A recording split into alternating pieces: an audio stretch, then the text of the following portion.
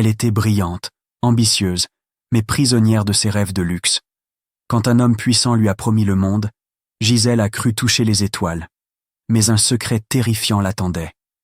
Plongée dans une histoire africaine pleine de suspense, de trahison et d'émotion, saura-t-elle échapper au piège avant qu'il ne soit trop tard? Restez jusqu'à la fin pour une révélation qui va vous glacer le sang. Dans un bureau sombre, Chef Bossa, un homme riche et influent, parlait à son médecin privé. « Cette fille ne me servira bientôt plus », murmura Corian, Angugio. « Bientôt, cette fille ne te servira plus à rien », murmura le médecin avec un sourire froid. Chef Bossa hocha la tête, les yeux brillants d'une lueur cruelle. « Je sais, j'en trouverai une autre », répondit-il, comme s'il parlait d'un objet qu'on jette après usage. Gisèle, une jeune femme de 20 ans, grandissait dans un quartier pauvre d'une ville africaine animée. Dernière de 4 enfants, elle voyait ses parents trimer chaque jour pour survivre. Son père réparait des vélos sous un soleil brûlant, et sa mère vendait des fruits au marché, rentrant souvent avec à peine de quoi manger. Gisèle les admirait, mais une honte secrète la rongeait. Elle détestait leur maison en parpaing, les murs fissurés, les vêtements rapiécés qu'elle portait. Depuis l'enfance, elle rêvait d'une vie différente, où elle serait belle, admirée, loin de la misère. À l'école, Gisèle brillait. Ses professeurs louaient son intelligence, sa persévérance. Mais ses camarades, eux, voyaient autre chose, ses tresses naturelles, ses chaussures usées, son cartable déchiré. « Regarde ses cheveux, on dirait des cordes », riait-il. Chaque moquerie était comme un couteau dans son cœur. Elle apprit à baisser les yeux, à cacher ses larmes, à rêver en silence d'un jour où elle brillerait plus fort que tous. Ce rêve la suivit jusqu'à l'université, où une bourse récompensait ses excellentes notes. Mais là-bas, dans cette université privée prestigieuse, son sentiment d'infériorité grandit. L'université était un monde à part. Les étudiants roulaient en voitures de luxe, portaient des montres qui scintillaient au soleil, parlaient de vacances à Dubaï ou de fêtes dans des clubs privés. Gisèle, elle, passait ses vacances à aider sa mère au marché. Elle marchait jusqu'au campus, son vieux sac à dos frottant ses épaules, ses vêtements simples attirant des regards moqueurs. Chaque matin, en traversant les pelouses impeccables du campus, elle sentait les yeux sur elle. Pas d'admiration, mais du mépris. Elle se sentait comme une intruse dans un monde qui n'était pas le sien. Son amie Rita, issue du même milieu modeste, essayait de la réconforter. « Gisèle, tu es magnifique comme tu es. Tes tresses sont uniques. Ton sourire éclaire tout. Les bijoux et les robes chères cachent la vraie beauté. » Mais Gisèle n'y croyait pas. Pour elle, la beauté, c'était ce qu'elle voyait autour d'elle. Des ongles manucurés, des cheveux lissés, des sacs de marque. Chaque soir, seule dans sa petite chambre du dortoir, elle scrollait sur son téléphone, hypnotisée par les photos de ses camarades. Plages paradisiaques, restaurants chics, vêtements à la mode. Son cœur se serrait. Elle voulait être comme elle, être celle que tout le monde envie. Pour survivre, Gisèle trouva un moyen malin. Elle faisait les devoirs d'autres étudiants contre de l'argent. Son intelligence était connue, et les riches, trop occupés à faire la fête, lui confièrent leurs travaux. « Gisèle, t'es un génie », disait-il en lui glissant des billets. Cet argent, elle ne l'épargnait pas pour ses études ou sa famille. Elle achetait des vêtements d'occasion un peu plus jolis, des crèmes de beauté qu'elle appliquait maladroitement, des boucles d'oreilles bon marché qu'elle portait avec fierté. Mais dans le miroir, elle voyait toujours la fille pauvre, celle qu'elle méprisait en secret. Un jour, Yasmine, une étudiante riche, demanda son aide pour un examen difficile. Gisèle accepta comme toujours.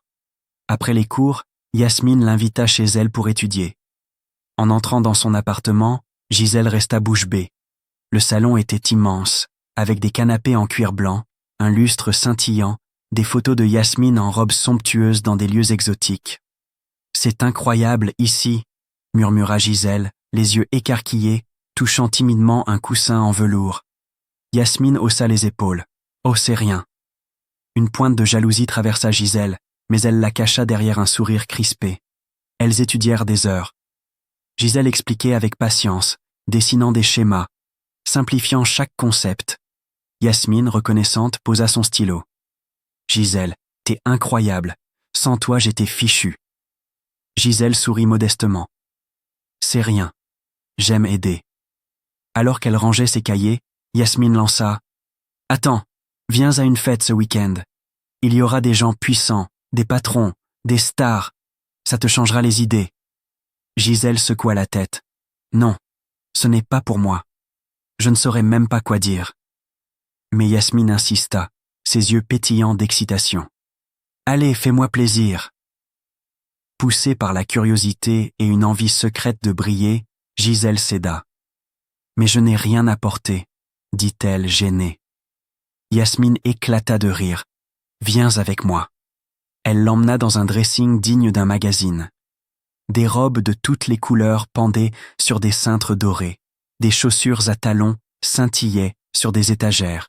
Une coiffeuse débordait de parfums et de bijoux. Gisèle n'avait jamais vu autant de luxe. Yasmine choisit une robe verte émeraude. Et c'est ça. Hésitante, Gisèle enfila la robe, qui glissa sur elle comme une seconde peau. Yasmine posa une perruque soyeuse sur sa tête, appliqua du maquillage avec soin, un trait d'eyeliner, une touche de rouge à lèvres. Quand Gisèle se regarda dans le miroir, elle retint son souffle. Une femme élégante, sûre d'elle, la fixait. Ses yeux brillaient, son sourire semblait appartenir à une autre. « C'est moi ?»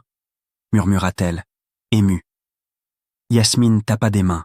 « Oui, et à la fête, tout le monde va t'adorer. » La fête se déroulait dans une salle somptueuse, ornée de lustres en cristal et de rideaux en soie. Les invités, verres de champagne à la main, discutaient en petits groupes, leurs rires résonnant dans l'air. C'était un monde de pouvoir, d'argent, de connexions secrètes. Gisèle, nerveuse, suivait Yasmine, sa robe verte attirant des regards. Pour la première fois, elle se sentait à sa place. Yasmine la présenta à des gens influents. Voici Gisèle, une étudiante brillante. Les compliments fusaient. Quelle élégance! Vous êtes si intelligente. Gisèle rougissait, mais au fond, elle savourait chaque mot. Enfin, on la voyait. Quand Yasmine fut accaparée par d'autres amis, Gisèle se retrouva seule. Curieuse, elle entra dans une zone VIP, réservée aux invités les plus importants.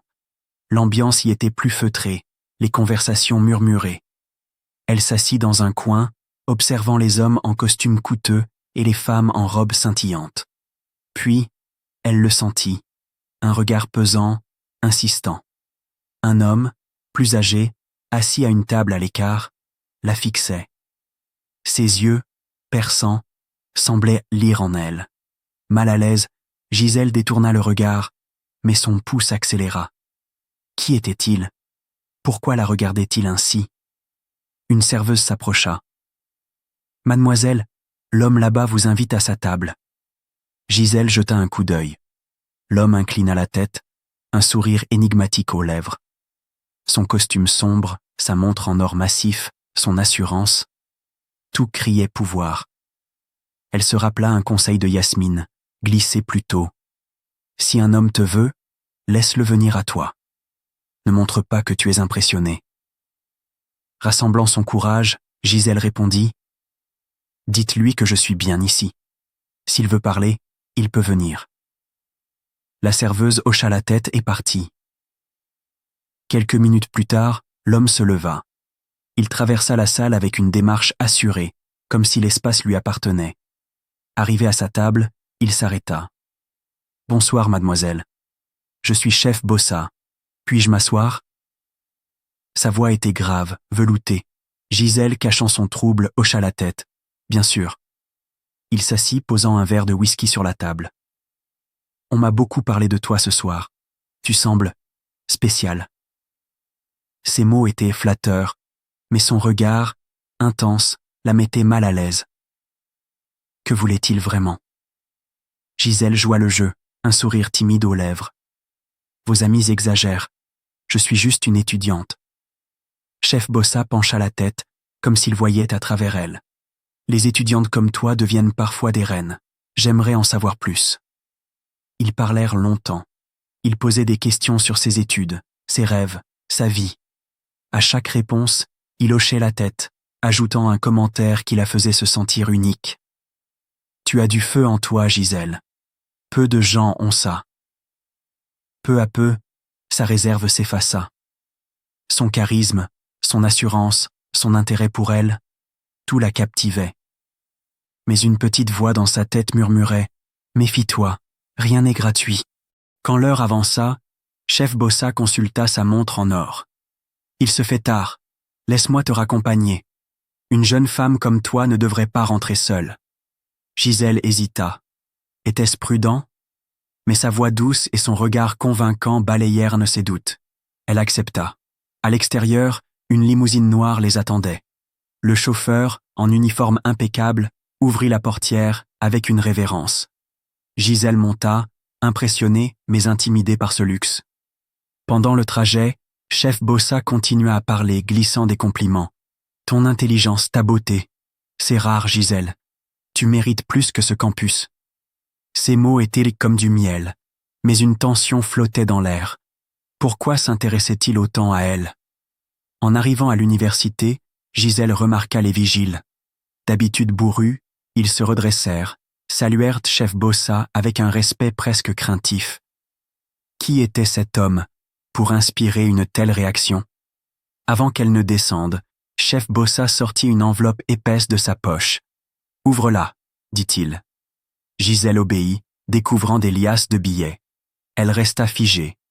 Puis, il tapa sur son téléphone et lui montra une notification. 2 millions transférés sur son compte. Son cœur s'emballa. « Pourquoi tout ça ?» bégaya-t-elle.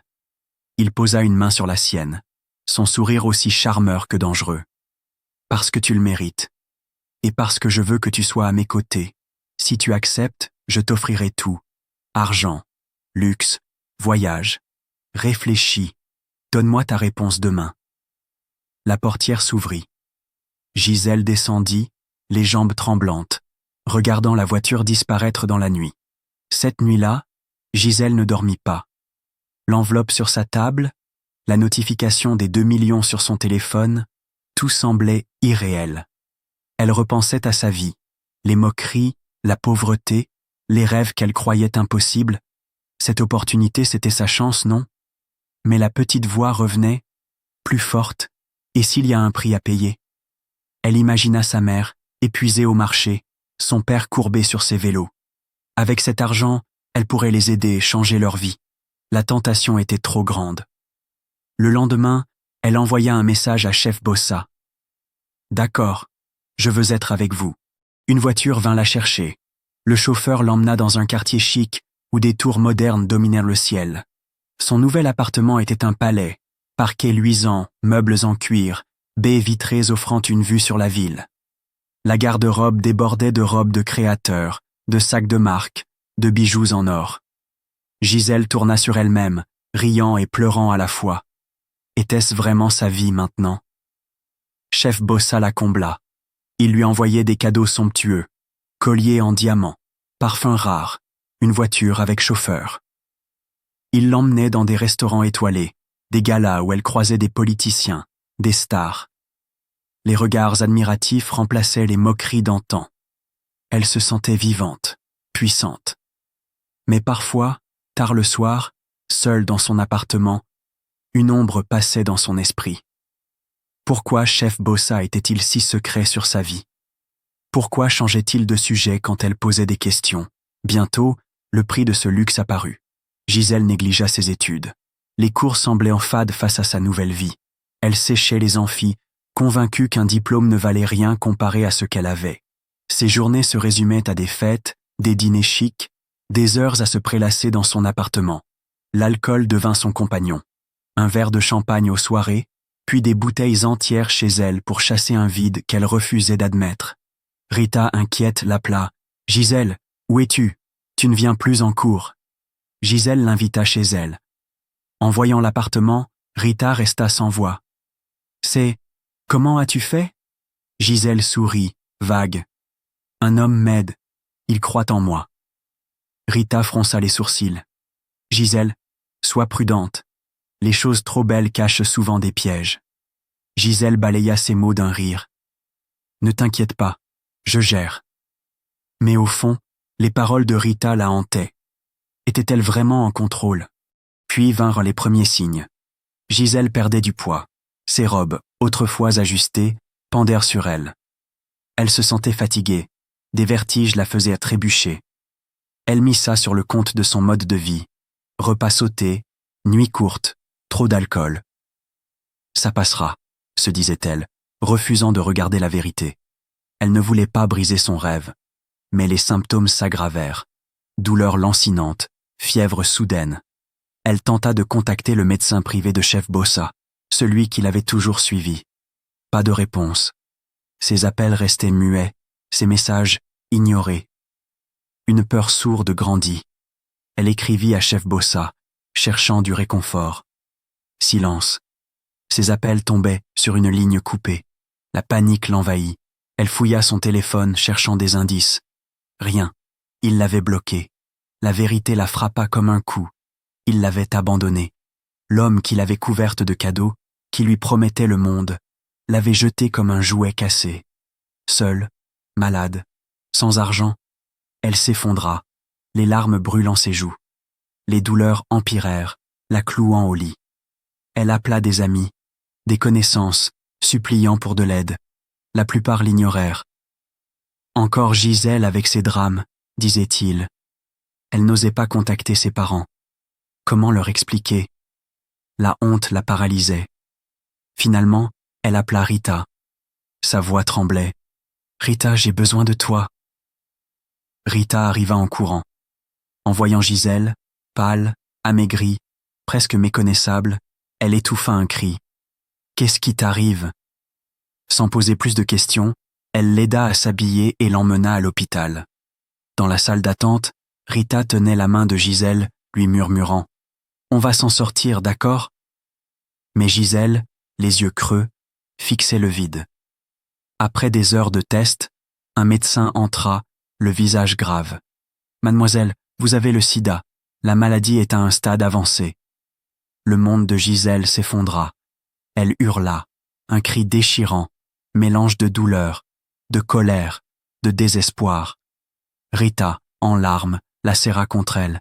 « Tu n'es pas seule, on va se battre. » Allongée sur son lit d'hôpital, Gisèle repensait à tout. Les promesses de Chef Bossa, ses cadeaux, son sourire charmeur. Puis, un souvenir la frappa. Il lui interdisait de voir d'autres médecins. « Mon docteur est le meilleur, » disait-il. « Pas besoin d'aller ailleurs. » Maintenant, tout s'éclairait.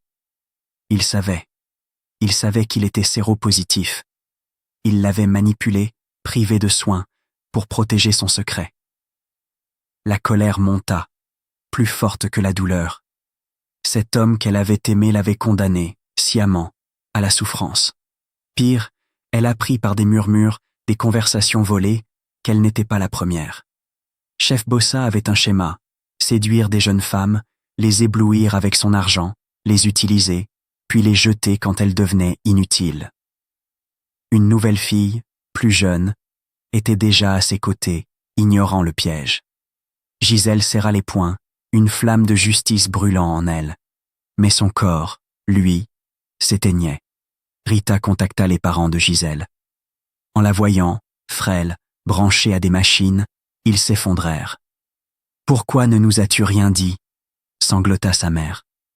Gisèle, trop faible pour parler, ferma les yeux. Les médecins tentèrent des traitements, mais il était trop tard. Les mois passèrent, chaque jour plus douloureux.